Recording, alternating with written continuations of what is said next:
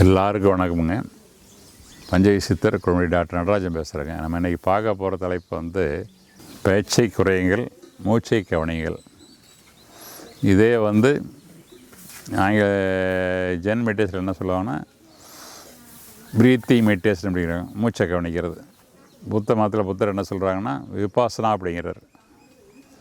நம்ம இதில் வந்து பிராணாயாமா, ஒவ்வொரு மூச்சை வந்து இழுத்து வெளியே விடுறது உஜய் பிரீத்திங்கு. அப்புறம் அவங்களுக்கு அதே மாதிரி வந்து கபாலபதி மூச்சு வேகமாக வெளியே விடுறது ஒரு இழுத்து.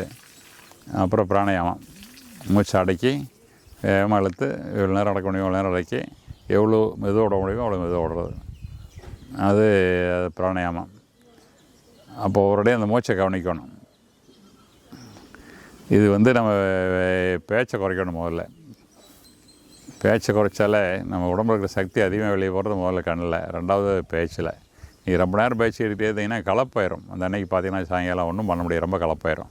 இந்த பள்ளியில் வகுப்படுகிற ஆசிரியர்கள், அப்புறமா மற்றவங்களாம் பேசிகிட்டே இருக்கிறவங்க, கடையில் வியாபாரம் பண்ணுறவங்க, வரவங்க நிறைய பேசிகிட்டே இருக்கிறவங்க, மருத்துவர்கள் ரொம்ப கஷ்டம். ஏன்னா வரவங்களாம் ஆரோக்கியமானவங்க வந்தாங்கன்னா இவங்களுக்கு நல்ல வைப்ரேஷன் கிடைக்கும்.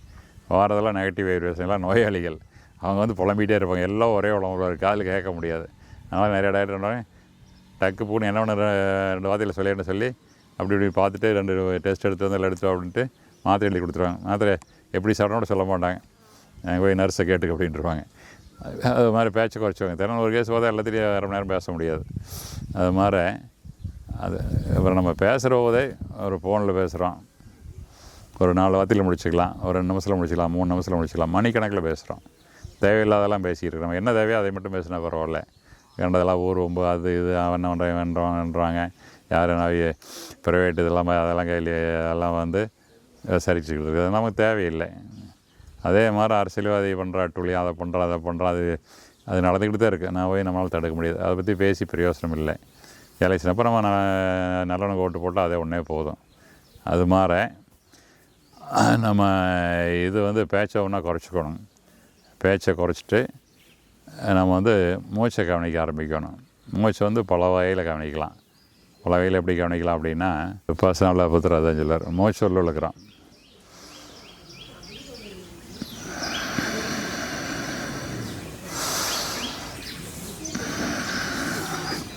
என்ன சொல்வார், மூச்சு உள்ள இழுக்கிற போது மூச்சு அப்படியே மூக்கு வழியாக உள்ளே போகுது. உள்ளே வரும்போது வயிறு விரியுது, உள்ள டயப்ரம் விரதான விரிகிற போது வயிறு விரியுது.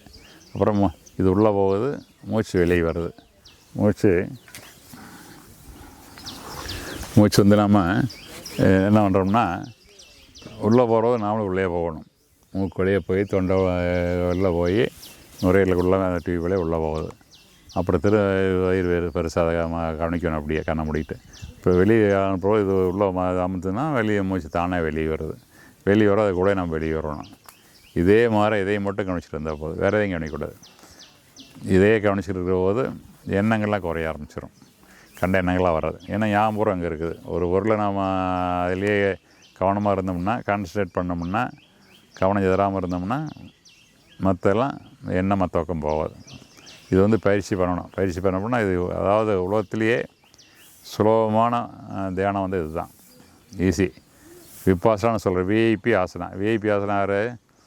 சோம்பேறிகளுக்கான ஆசனம். ராஜா இருக்கான், ராஜாவுக்கு வந்து கண்டதெல்லாம் சொல்லி கொடுத்து தியானம் பண்ணுறதுக்கு வந்து மந்திரம்லாம் சொல்லி கொடுத்து ஒரு தினம் 1008 தடவை சொல்லு, 1,00,000 தடவை சொல்லணும்னு சொன்னால் அவன் செய்ய மாட்டான்.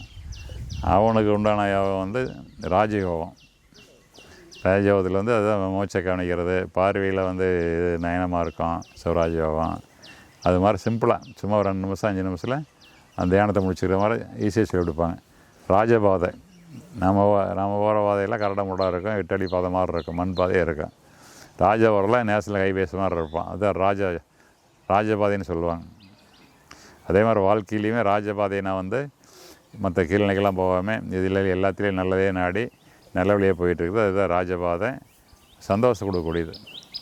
அதனால் அந்த விஐபின்னா ரொம்ப பணக்காரங்க, ரொம்ப சிறந்தவங்க, முக்கியமான ஆளுங்க. விஐபி ஆசனா, விபாசனா, புரியுதுங்களா? அது வந்து இந்த மூச்சை கவனிக்கிறது. அப்புறம் இது நாளாக நாளாக என்ன ஆகும் அப்படின்னா உங்களுக்கு வந்து மூச்சை கவனிச்சிங்கன்னா மூச்சு வந்து குறைய ஆரம்பிச்சிடும். ஒரு நிமிஷத்துக்கு வந்து நம்ம வந்து எவ்வளோ மூச்சு விட்றோன்னா 15 தடவை 16 தடவை விட்றோம் ஒரு நிமிஷத்துக்கு. இதே கவனிக்க 16ங்கிறது 15 ஆகும், 14 ஆகும், 10 ஆகும், குறைஞ்சிட்டே வரும். கடைசியாக எண்ணிக்கை குறையும். ஒரு இடம் 2 இடைக்கு வந்துடும். ஒரு கட்டத்தில் வந்து மூச்சு தொண்டைக்குள்ளேயே மேலே போயிட்டு வரும் ஃபைனலாக. அது மாதிரி போயிட்டு வரபோது மனசு அடங்கிடும், உயிர் அடங்கிடும், எல்லாமே கிட்ட எல்லாம் ஒடுங்கிக்கும். எல்லாம் ஒடுங்கிட்டது அப்படின்னா வெளியே ஞாபகமெல்லாம் எதுவும் வராது, வேறு எண்ணங்கள் வராது, மனசு ஒரு நிலைக்கு வந்துடும். ஒரு நிலைக்கு வந்துன்னா அதுதான் சமாதிங்கிறது. சமாதி தான் உங்களுக்கு ஞானத்துக்கு போகக்கூடிய வழி. அதனால் இந்த மூச்சு தியானத்தை இதையே கவனித்தாலே உங்களுக்கு இதாயிரும். அதாவது வந்து உங்களுக்கு என்ன சொல்கிறாங்கன்னா, மனசை 2 நிமிஷம் அடக்கலாம். மனசு அடக்குனா மனம் அடங்கும் 1. இது அதாவது மூச்சு அடக்குனா மனம் அடங்கும். இது வந்து வாசி யோகம். மூச்சு அடக்கிட்டு ஆட்டோமேட்டிக்காக மனம் அடங்கிக்கும். இன்னும் வந்து சிவராஜ் யோகம்னு அது மனசு அடக்கிறது. மனசு அடக்குனா ஆட்டோமேட்டிக்காக மூச்சு அடங்கிக்கும். 2 இன்டர் கனெக்டட், 2க்குமே ஒன்றுக்கு ஒன்று ரொம்ப நெருங்கின தொடர்பு இருக்குது. இது கொஞ்சம் சிரமமாக இருக்கும். அது சிவராஜ் யோகங்கிறது வந்து மூச்சு அடக்கிறதுனால அது மெயின் சுவிட்ச் மாதிரி. இது வந்து மணிக்கணக்கில் பண்ணணும்னா அது சும்மா ஒரு 5 நிமிஷத்தில் முடிச்சிடலாம். அது மாதிரி ஒன்றுக்கு ஒரு பவர் இருக்குது. நீங்கள் ஒரு ஊருக்கு போகிறோன்னா சைக்கிளில் போகலாம், பைக்கில் போகலாம், காரில் போகலாம், ஏரோப்ளானில் போகலாம். அது மாதிரி சீக்கிரம் போயிட்டு வந்துடலாம். அது மாதிரி ஒவ்வொன்றுக்கும் ஒரு வழிக்கும் ஒரு வித்தியாசம் இருக்குது. அதனால் இந்த மூச்சை அது மாதிரி கவனிக்கலாம். மூச்சை இன்னும் நிறையா சில மூச்சை கவனிக்கலாம். உங்களுக்கு வந்து நிறைய பேர் நடக்கிறதோடு அப்படியே மூச்சை கவனிப்பாங்க. அது மாதிரி ஒவ்வொரு முறையில் நீங்கள் மூச்சை கவனித்து இது பண்ணுற போது மூச்சு அடங்கிக்கு. அந்த மூச்சை கவனிக்கிற போது என்ன பண்ணோம்னா மனசு அடங்கி உடம்பு வந்து நல்லா சுறுசுறுப்பாயிரும். உடலில் இருக்கக்கூடிய வியாதிகள் எல்லா வியாதிக்கும் ஒன்றா குறைய ஆரம்பிச்சு. சர்க்கரை இருந்தால் சர்க்கரை குறைய, ப்ரெஷர் இருந்தால் ப்ரெஷர் குறைய. மனசு அடங்கிறதில்ல. மனசு அடங்கினா எல்லா சலசலப்பும் போயிடும். ரொம்ப ஆழ்ந்து அமைதியான இடத்துக்கு போயிடும். அதை அனுபவிக்கணும். ஒரு கல்கண்டு எடுத்து வாயில் போடுறீங்க, ஒரு நாட்டு சர்க்கரை வாயில் போடுறீங்க, ஒரு தேனை 2 சொட்டு வாயில் விடுறீங்க. உள்ளே போனே அந்த ருசி எப்படி போகுது தெரியுங்களா? ருசி அப்படியே ரசிக்கணும். ருசிக்கிறது மட்டும் இல்லை, ரசிக்கணும். ஞாபகம் பூரா அதிலே போகணும். அதுதான் தியானம். அது மாதிரி இந்த மூச்சையே ரொம்ப லயமாக ரசித்து இது பண்ணணும். அது மாதிரி பண்ணிங்கன்னா உங்களுக்கு வந்து மனசு அடங்கிடும். அதனால் நீங்கள் பேச்சை குறைச்சி மூச்சை கவனிக்கணும். பேசி பிரயோசனம் இல்லை. என்ன தேவையோ அதுக்கு மட்டும் பேசுங்க, மற்ற நேரத்துக்கு வேணுங்க. முடிஞ்சுன்னா உங்களுக்கு லீவு நாளில் சனி ஞாயிறு வேறு லீவு நாள்னா ஒரு தனி போய் உட்காந்துங்க. சாப்பிட்றீங்களா, சாப்பிட்டு போய் உட்காந்துங்க. உட்காந்துக்கிட்டு யாரும் எல்லா இடத்துல போய் அமைதியாக உட்காந்துங்க. இல்லைன்னா வேறு வெளியே ஓரக்கால தோட்டம் கிடப்பல இல்லை அப்படின்னா மாடியில் போய் ரூமில் போய் சொல்லியிருக்கேன். யாரும் வந்து என்ன எழுப்பினா டிஸ்டர்ப் பண்ணணும்னு சொல்லிவிட்டு செல்ஃபோனை ஆஃப் பண்ணி வச்சுருங்க. அப்புறம் பேசிக்கலாம். மத்தியானம் சாப்பிடும்போது எடுத்து மிஸ்டு கால் இருந்தால் பேசிக்கலாம். அது மாதிரி பண்ணிவிட்டு நீங்கள் இது பண்ணிக்கலாம். என்ன பண்ணிக்கலாம், இது மௌனமாக இருக்கலாம். மௌன விரதம்னு சொல்லுவாங்க. காந்தி அது மாதிரி பண்ணார். மௌன விரதத்தில் என்ன பண்ணுறாங்கன்னா, நிறைய பேர் சாமி மௌனம் நான் பேச மாட்டேன்னு விரதம் இருப்பாங்க. ஆனால் வரவங்க சீட்டு எழுதி கொடுப்பாங்க. எழுதி கொடுத்தா அதை பார்த்து இது இவங்களும் எழுதி கொடுப்பாங்க பதில். அது மௌன விரதம் இல்லைங்க. மௌன விரதம் முழுசாக இருக்கணும், தனிச்சு இருக்கணும்.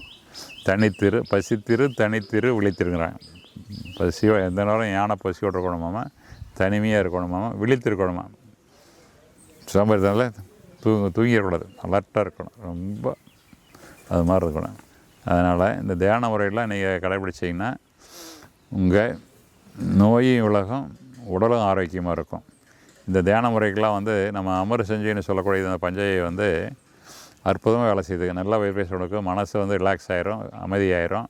மனசில் இருக்கக்கூடிய மற்ற மன அழுத்தங்கள், கவலைகள், பயம் எல்லாம் தெளிஞ்சு போயிடும். நல்ல தூக்கம் வரும். அதனால் தியானத்துக்கு வந்து நல்லா சாப்பிட்றவங்க என்ன சொல்லுவாங்கன்னா நல்ல வைப்ரேஷன் வருது அப்படிங்கிறாங்க. பசுமாட்டுடைய அந்த பவர் வந்து அவ்வளோ அற்புதமானது. நீங்கள் ஓசை என்ன சொல்லுவார்னா, பசுமாட்டை பாருங்கள், அது எவ்வளோ அமைதியாக அசை போட்டுக்கிட்டு பாதி கண்ணை மூடிக்கிட்டு தியானத்தில் இருக்குது. தீஸ் ஆல்வேஸ் இன் மெடிடேஷன் அப்படிங்கிறார். பசுவுக்கு வந்து ஒரு சாத்விக குணம். பசுவை நீங்கள் கவனித்து பார்த்தீங்கன்னா தெரியும். யாரும் கவனித்து பார்க்குறது, பக்கத்தில் வந்து பாருங்கள். அவ்வளோ அமைதியாக இருக்குது, எந்த சலனமும் இருக்காது. அதனால் இது வந்து தியானத்துக்கு ரொம்ப உதவும். அதனால் நீங்கள் தியானத்தில் இல்லாமல் போகிற இது மாதிரிலாம் இதை பயன்படுத்திக்கலாம். நம்ம சொன்ன முறையில் நீங்கள் பயன்படுத்தி விழிப்போடும் செழிப்போடும் வாழ வேண்டும் என்று கேட்டுக்கொள்கிறேன். நன்றி, வணக்கம்.